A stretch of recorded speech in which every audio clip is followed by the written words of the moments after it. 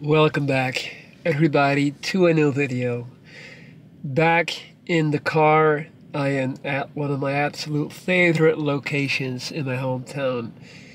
It's a surfing club, and the weather is super gloomy, rainy, and windy. And I'm gonna just give you guys a glimpse. I don't want you guys to miss out on this view. Check that out. I hope you can tell, but there's like a whole artificial lake out there, and it's just windy and stormy and all that good stuff, and I just absolutely love that. It feels so cozy. You guys know I'm a cozy type of guy, so I hope you guys can feel like you're in the car here with me as we try and communicate, or as I try to talk to the camera.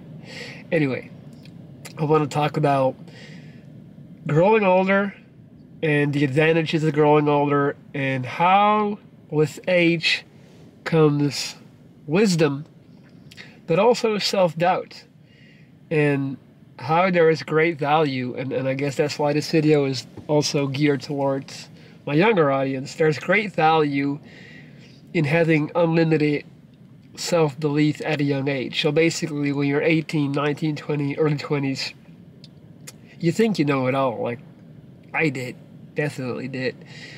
And you just have this confidence in yourself, and it allows you to step outside of your, you don't care about what anyone thinks or like anyone else's judgment, so you just go and you just do. And then as you get older, because like when you're 18 and 19, 20, like you have nothing to look back on. Like it's kind of hard to look back on when you were 13 or 12 and be like, I was a kid back then. I was playing with my Power Rangers, watching Pokemon, watching Dragon Ball Z. Like, that's a kid. So it's not until when you turn 25, 30 that you're able to look back on yourself 5, 6, 7, 8 years ago, and you are already an adult at that point. And I think that's crucial, because I think a lot of people can relate to when they look back on the younger them, they conclude that person was an annoying little shit. Like, I look back on I would not want to run into my 18-year-old self. I was an arrogant, loudmouth, wannabe Stifler, class clown, jock, asshole. I wasn't that bad, but I was pretty bad, And looking back on that, it's like, damn, like, that's the last person I would want to be today. And then you come to the conclusion that if you're able to look back on your 18 or 20-year-old self and conclude that that was not your final form, and that you didn't like that person very much, you can apply that projection to the future and also understand that it can happen again. For example, when I'm 40 and look back at the current me that's 34 and be like, I was an idiot at 34, right? Like, any sensible, logical person will come to that conclusion. Like, if it happened once, it can happen again. And then what happens is you become a little bit less certain of your current self. Then there is room for self-doubt. There is room for potentially having to correct yourself. And there's room for the possibility that a bunch of things that you stand on today and that you believe in today, that might not be the case a couple of years down the line. So the advantage is you gain wisdom, you gain self-understanding, you become more, I guess, malleable, and you become more flexible in terms of the willingness to potentially understand that you might be wrong about something of which you're convinced you're right. Then the disadvantage is, and that's what I was talking about in the beginning of the video, is that limitless self-belief and that raw strength, and self-confidence that you have, that huge ego at 18, that also allows you to do great things and to sometimes just, go above and beyond. And that power diminishes and dwindles the older we get.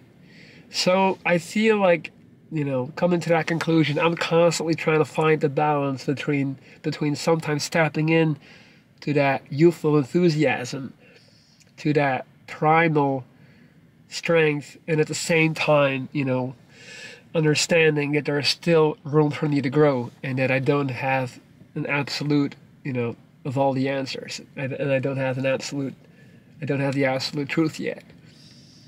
But I'm very big on and I see it all around me.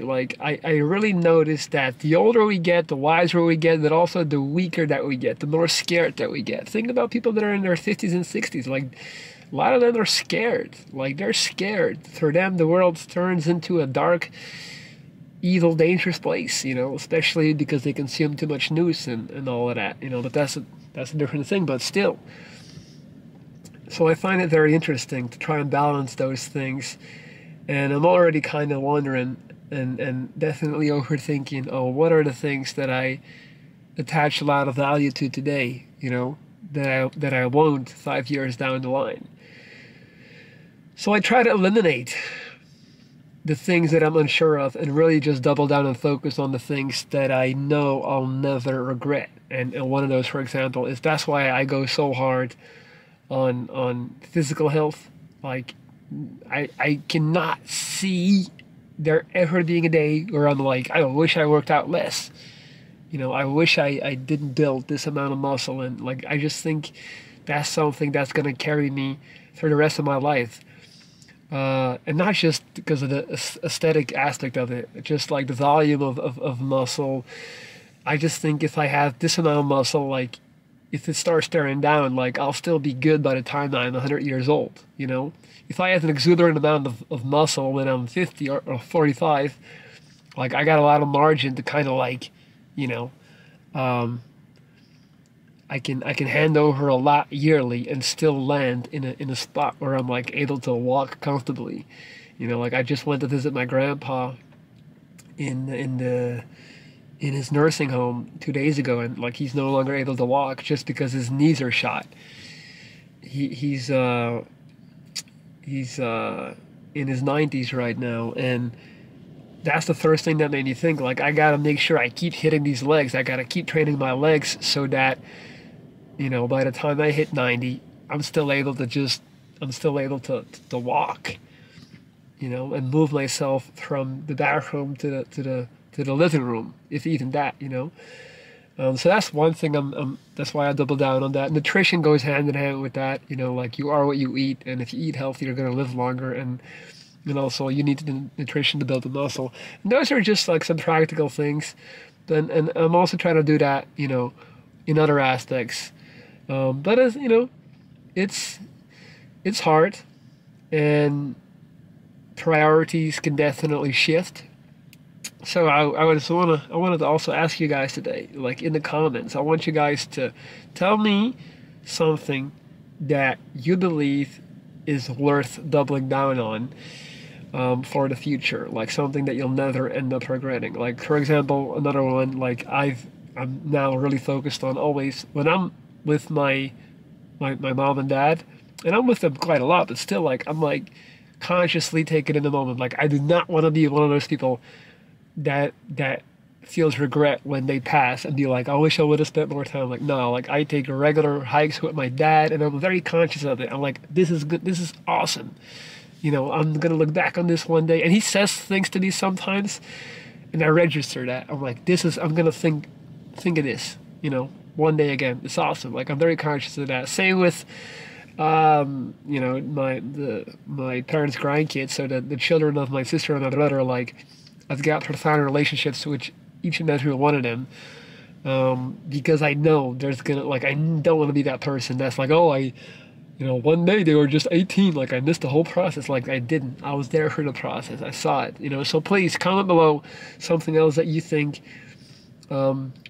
is worth doubling down on, something that you'll never regret. And yeah, it also goes in the other way, what is not worth doubling down on. And for me, one of the main things was just partying partying and consuming too much alcohol. Like I really,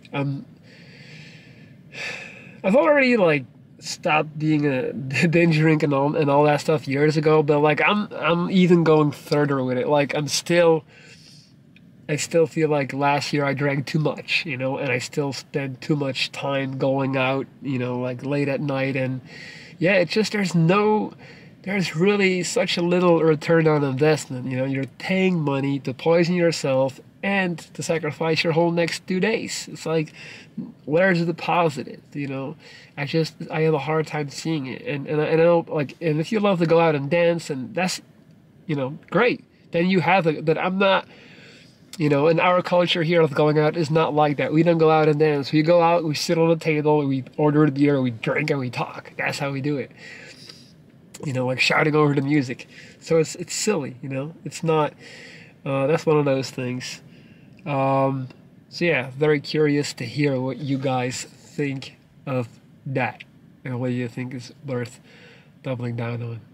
Alright guys, that's gonna be the video for today. A little bit shorter than otherwise, but I think I made a point with this one. Appreciate you watching as always. Don't forget to hit the thumb up. And yeah, share these videos. Like show them to your family and stuff. Like post them on your social media feed or something. Thank you.